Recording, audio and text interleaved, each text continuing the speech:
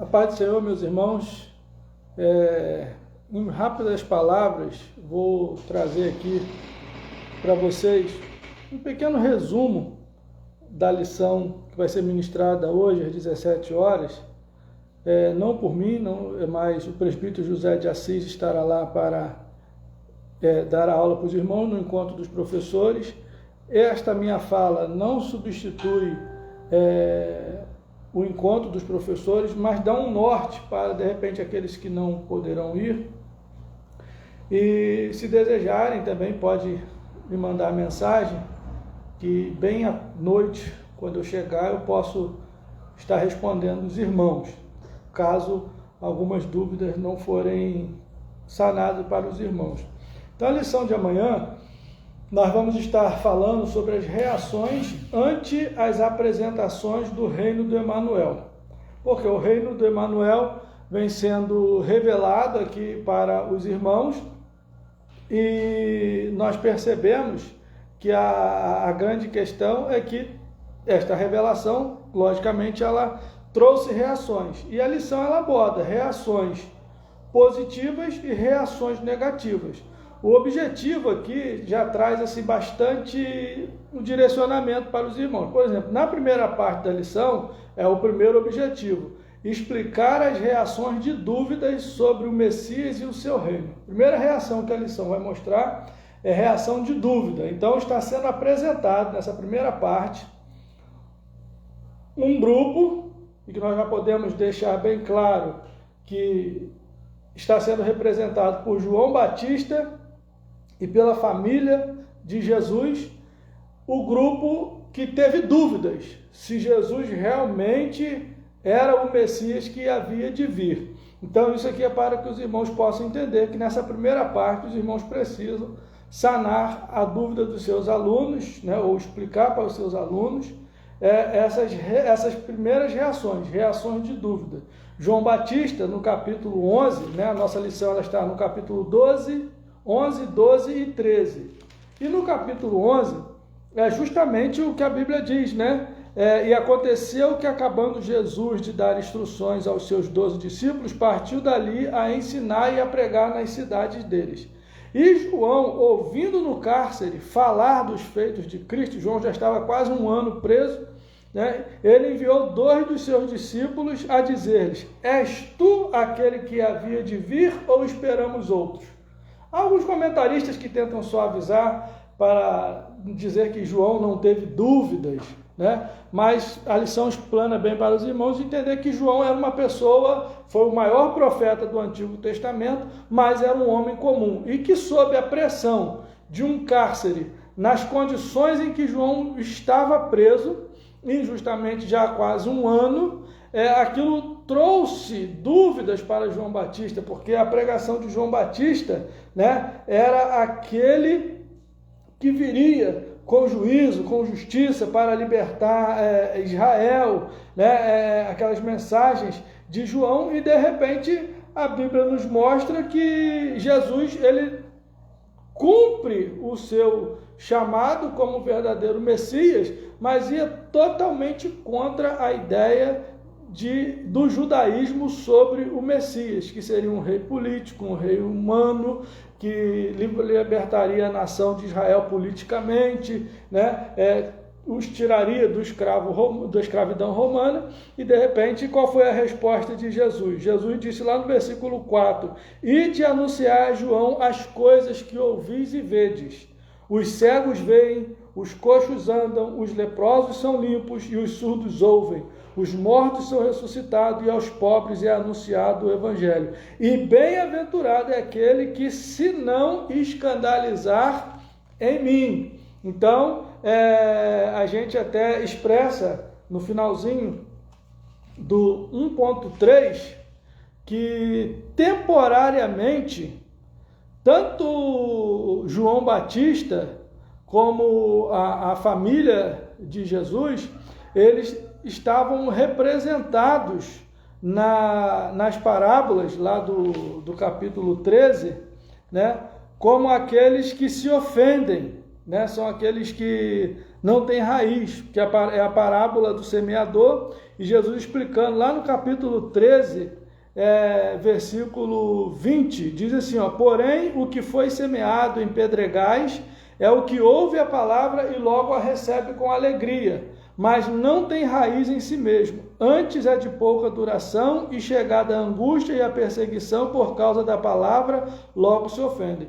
Então, João Batista, diante daquele sofrimento, não estava vendo aquele governo, Jesus se apresentando como um governo que traria juízo sobre a terra, e João, ele teve dúvidas. Diferentemente, também não foi, né, ou melhor, não foi diferente a família de Jesus, eles não tiveram credibilidade em Jesus Cristo, então eles também tiveram dúvidas, né? O texto mostra que eles se apresentam lá no capítulo 12 como quem queria falar com Jesus, mas se você for ver o contexto bíblico, né, não trazendo o contexto dos outros evangelistas, mas se você for ver o contexto bíblico desta mesma passagem, a intencionalidade da família de Jesus era até mesmo prender Jesus, como está lá no Evangelho de Marcos, né? Porque eles achavam que Jesus estava fora de si, então eles queriam até prender Jesus, porque eles não estavam entendendo o ministério de Jesus e eles queriam, por sua vez, prendê-lo, duvidavam de Jesus. Então, são as reações de dúvida. Depois você vai ver, na segunda parte, né, conforme diz o segundo objetivo, as reações de oposição ao reino dos céus e oposição ao seu Messias. Nós temos cidades opositoras, grupos opositores, e aos opositores é vedado o reino dos céus. Então fiquem bem atentos, né, na leitura, são ricos de detalhes aí, de informações para os irmãos. Lógico que o tempo que vocês terão não será um tempo para tanta explanação com detalhes, mas que vocês fiquem atentos aí nessas cidades. Corazim, Betsaida e Cafarnaum foram repreendidas pelo Senhor, porque Jesus ali queria operar mais milagres, mas por causa da incredulidade, eles não aceitaram, né, o reino dos céus. Não aceitaram o Messias, achavam que Jesus era um homem comum demais para operar tantos milagres. E aí Jesus chega a dizer, né, que, comparando essas cidades, os irmãos leiam as referências lá de Isaías, é uma referência um pouco extensa, mas pelo menos para o professor estudar, Isaías 23, 1 a 18, Ezequiel 26, capítulo 1, do 28 ao 23, né, quando fala lá das cidades de Tiro e Sidom, comparando essas cidades impenitentes. E aí vocês, irmãos, vão ter uma visão melhor sobre o contexto, e foram cidades que foram punidas no passado, e também a cidade de Sodoma. Mas Jesus faz uma declaração muito forte. Se em Tiro e Sidom, se em Sodoma tivesse operado os milagres que foram operados em Corazim, Betsaida e Cafarnaum, aquela cidade não teria sido destruída. Então, cuidado com o debate, né, em sala de aula com relação à predestinação. Não precisa levar para esse lado, mas alguém pode querer levar. Por que então que Jesus destruiu lá e não destruiu aqui? Né? Mas nós estamos explicando para os irmãos aí, né, sobre essas questões. Carson, 2010, diz que, dentre algumas posições teológicas do texto, uma delas é que voltando um pouquinho para retomar aqui com os irmãos, Champlin afirma que, embora a cultura judaica, ainda nos tempos de Jesus, condenasse as cidades outrora destruídas, para Jesus Deus leva em conta as oportunidades que os homens têm, e por isso no juízo haverá menos rigor àqueles do que a Israel. Naquele momento, na história da humanidade, em Sodoma e Gomorra, ainda não havia se tido a revelação do Cristo, como já estava acontecendo nos tempos dessas 3 cidades impenitentes. E eram cidades em que o pecado estava predominando, e que se Deus não intervisse, a humanidade, com aqueles pecados, poderia ter até mesmo se autodestruído. E muitos ali, claro, morreram sem salvação, né? Mas não que não tivessem tido oportunidade. Ló estava lá. E Pedro diz que Ló foi um dos que sofreram por causa da justiça. Ló estava lá. Vocês percebam que os futuros genros de Ló foram convidados para fugir da cidade. Eles não quiseram fugir da cidade. Eles queriam se prostituir com aqueles anjos que foram enviados para a cidade para tirar Ló de lá. Então não é que existem pessoas coitadinhas que não tiveram oportunidade. Não esqueçam de frisar Romanos, capítulo 1. Vamos ler aqui rapidinho. Romanos capítulo 1, que a Bíblia diz que o homem buscou, né, viver conforme a sua própria vontade, segundo as suas paixões. Mas mesmo que alguma coisa, algum homem em algum canto deste universo, eu nunca ouvi falar do Evangelho, mas olha o que a Bíblia diz: porque as suas coisas invisíveis, desde a criação do mundo, tanto o seu eterno poder como a sua divindade se entendem e claramente se veem pelas coisas que estão criadas, para que eles fiquem inexcusáveis. Ou seja, ninguém vai ficar sem culpa, inexcusável sem culpa. Ninguém vai ficar sem culpa diante de Deus. Deus tem a sua forma de agir e de julgar, e todas as coisas criadas revelam a existência de um Deus. Mas o que o homem faz? Porquanto, tendo conhecido a Deus, o homem, a humanidade, conhecido a Deus, não o glorificaram como Deus, nem lhe deram graças. Antes, em seus discursos, se desvaneceram e o seu coração insensato se obscureceu. Dizendo-se sábios, tornaram-se loucos e mudaram a glória do Deus incorruptível em semelhança da imagem de homem corruptível e de aves, de quadrúpedes, que vai uma sequência de pecado que o homem ele poderia ter escolhido agradar a Deus, mas o homem preferiu andar segundo seus próprios caminhos. Além daquilo que está revelado diante dos seus olhos, existe a lei moral, que é inato ao homem. Aí no capítulo 2, versículo 14 de Romanos: porque quando os gentios que não têm lei fazem naturalmente as coisas que são da lei, não tendo eles lei, para si mesmos são lei. Então, quando o homem quer buscar a Deus, né, cumpre-se o que a Bíblia diz, né? Aquele que invocar o nome do Senhor será salvo. Se alguém deixar a sua consciência, a revelação da natureza lhe tocar, e ele começar a querer então saber a verdade, quiser vir para a luz, as misericórdias de Deus são grandes, para que de alguma maneira ele possa ser alcançado pelo Evangelho. E quanto ao juízo, né, o texto bíblico mostra, os irmãos, né, é um tema assim que às vezes os irmãos não são acostumados a ouvir, mas diz que das 3, aí vem teológicas do texto, uma delas é que há graus de felicidade no paraíso e graus de tormento no inferno. Você vai ver os textos aí, né? E que era um ponto bem entendido por Paulo, conforme Romanos 1, 20 a 2, 16.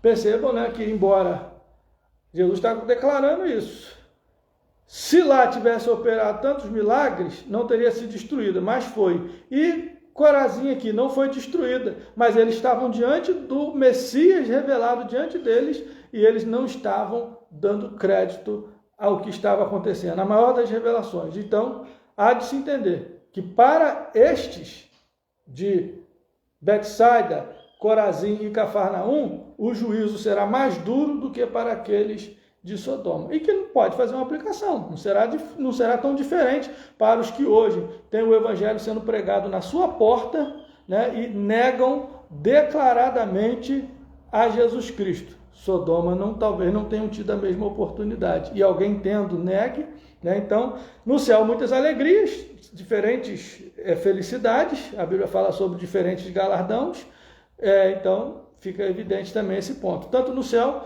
diferentes felicidades, o bom é que no céu não tem tristeza em momento algum, mas são diferentes felicidades. E na perdição eterna, diferentes juízos, né? Então, que isso fique claro para os irmãos. Quanto aos grupos opositores, queridos, né? Já vamos encerrando aqui.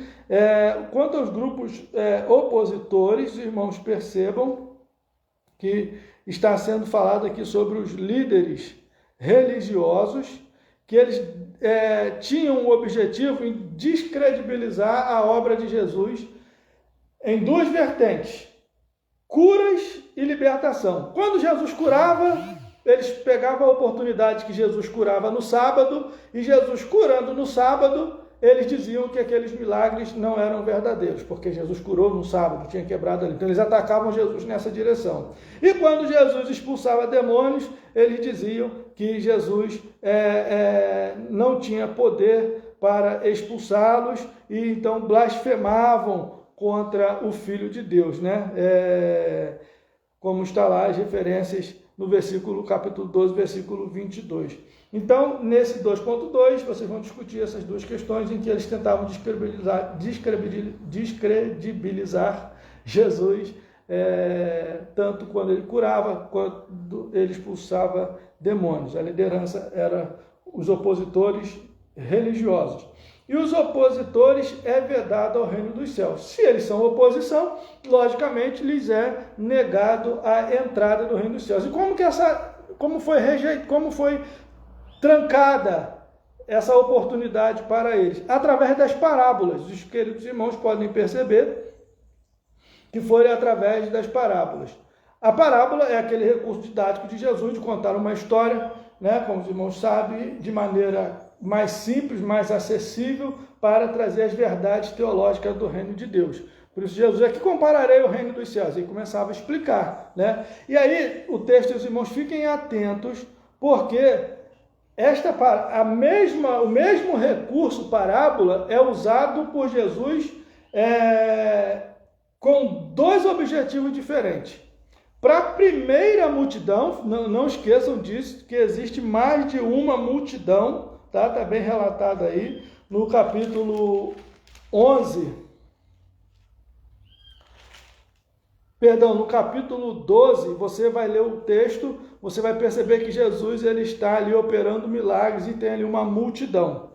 E Jesus fala de parábolas com o intuito de esclarecer a mente deles. E depois vocês vão perceber que Jesus ele vai usar as parábolas agora, não para que as pessoas possam entender o reino dos céus, mas ele fala as parábolas de modo de que quem ouça não entenda, quem vê não enxergue. Olha aí, usando o mesmo recurso parábola. Então é isso que nós estamos abordando aí no 2.3. Fiquem atentos. Uma multidão piedosa que buscava a Deus, as parábolas tinham o objetivo de esclarecer. As multidões que se opunham ao reino dos céus, as parábolas tinham o objetivo de ocultar. Eles ouviam e não entendiam. Aí Jesus chamava os discípulos em particular e então Jesus ele explicava o sentido das parábolas. Amém, queridos? Terceira e última parte, aí a grande declaração de Jesus, no capítulo 11, 25 a 27, Jesus diz que estas coisas o Pai ocultou aos sábios e instruídos e as revelou aos pequeninos. Então tem duas explicações sobre quem são os sábios que Jesus revelou e quem são os pequeninos, apenas uma. Então percebam aí. Porque Earle, que é o comentário bíblico de Bacon, ele vai explicar para a gente, a sua interpretação é que aqueles que Jesus ocultou foram os líderes religiosos, escribas e fariseus. Jesus não deixou que eles entendessem aquelas palavras do reino dos céus. Mas Carson, ele é um pouco mais profundo. E ele vai dizer que não é apenas isso, não. Ele vai se referir que aqueles que foram ocultados as verdades do reino dos céus, né, está ligado à geração do versículo 16, lá do capítulo 11, e às cidades impenitentes que acabamos de citar. Então, você vai olhar o contexto todo dessa perícope do capítulo 11, 12 e 13, você vai perceber que Jesus ele está falando para uma geração. E essa geração impenitente, que ele levou o reino dos céus e eles se opuseram. Então, a estes, as parábolas, conforme acabei de explicar, não lhes esclarecia. E aí Jesus disse, a estes, né, tu ocultaste, mas revelaste aos pequeninos. Marcos não entra em detalhes sobre os pequeninos, conforme a gente abordou aí nos demais subtópicos, mas esses pequeninos que é o mais importante, que a lição nós estamos falando sobre a questão das oposições, né, das reações contrárias, né, que a gente falou, mas nessa última parte são as reações favoráveis, reações de dúvidas, reações contrárias e as reações favoráveis. Quais foram as reações favoráveis? Aqueles que receberam de bom grado as palavras de Jesus, que entenderam que Jesus era o Filho de Deus, né? A primeira multidão, quando os escribas e fariseus quiseram repreender Jesus, falando que ele não estava, que aqueles milagres não poderiam ser milagres verdadeiros, né? Mas a multidão perguntava, capítulo 12, versículo 23, e toda a multidão se admirava e dizia: não é este o filho de Davi? Olha aí o povo recebendo o Messias. Mas foi a primeira multidão que foi aberta para o Senhor. No capítulo adiante, aquela multidão já estava, uma outra multidão já estava fechada para o reino do céu. Então percebam esses detalhes aí, que eles são importantes para vocês comentarem com os alunos de vocês amanhã, tá certo? Então, esses pequeninos, quem são? No 3.2, os cansados e sobrecarregados, do capítulo 11, versículo 28.